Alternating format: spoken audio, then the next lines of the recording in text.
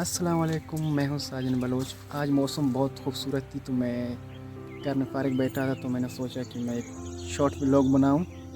तो ये ज़हीर है, मेरे अच्छे दोस्त है, और ये रेहान है, ये है आमजान। तो मैं आज इनके साथ एंजॉय करता हूँ, आप भी देखें। तो शॉर्ट व्लॉग बनाऊँगा इंशाल्लाह आप लोगों के लिए।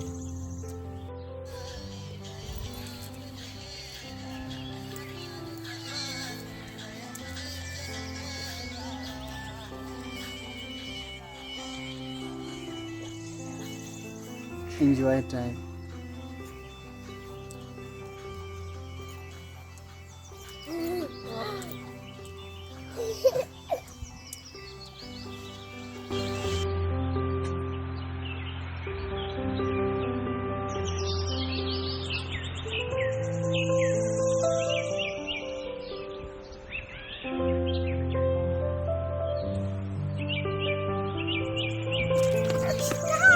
عنده مكنة في نمرود